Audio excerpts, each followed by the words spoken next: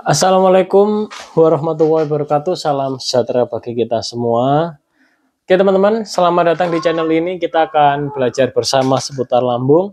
Seperti biasa teman-teman ya, saya akan menanggapi komen dari teman kita, dari Kak Ridwan Mapa. Komennya ini, saya bacakan dulu. Assalamualaikum. Waalaikumsalam. Bang, saya nafas pendek terus. Gimana cara ngatasinya bang? Sendawa terus juga. Oke, Kak Ridwan, perlu diketahui Kak Ridwan Mapa ini ya sudah berapa lama ya kakak ini, kalau menurut saya ini persis dengan saya dulu ya, bisa jadi kakak mengalami GERD ya. Jadi GERD itu teman-teman ya, asam lambung kita ini bermasalah. Dari yang pH-nya itu idealnya di 1 sampai 3 asam ya, dia mengalami perubahan pH.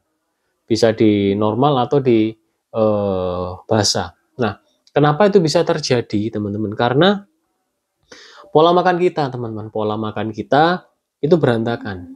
Berantakan dalam artian kita tidak memperhatikan nutrisi untuk kesehatan pencernaan kita.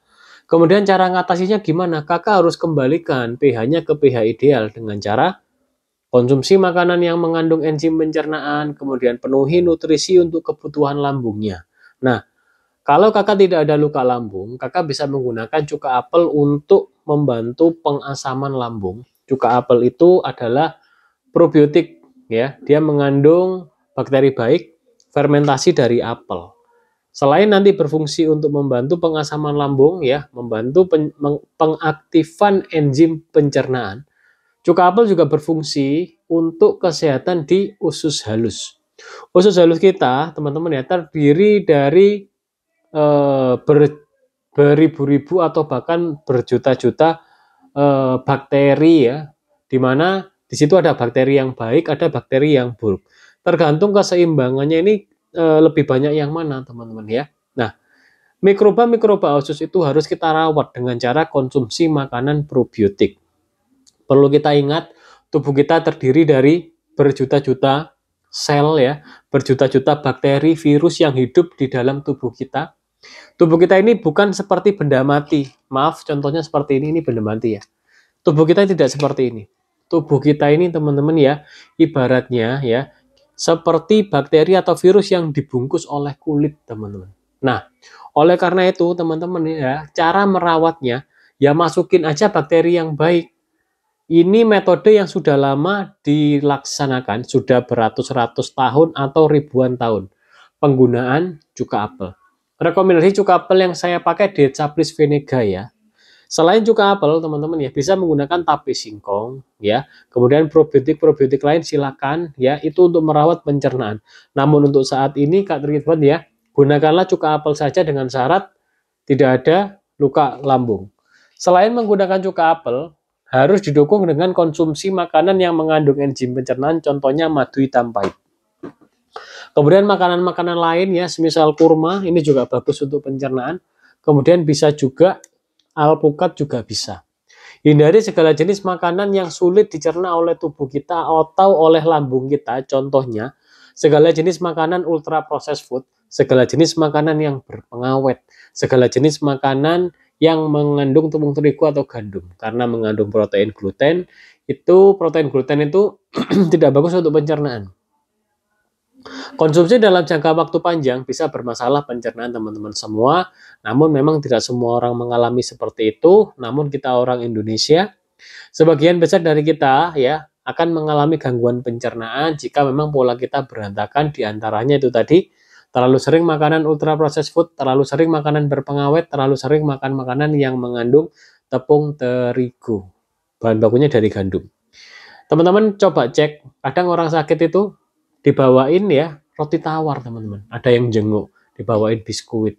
Itu sebenarnya kurang bagus ya pada saat kita mengalami sakit, atau sakit itu istilahnya itu apa ya, tubuh kita ini sebenarnya ini sedang melawan bakteri atau virus-virus yang ada di tubuh kita yang sifatnya itu menghambat kesehatan kita. Jadi tubuh kita ini sebenarnya ada apa ya, seperti pertahanan otomatis teman-teman ya.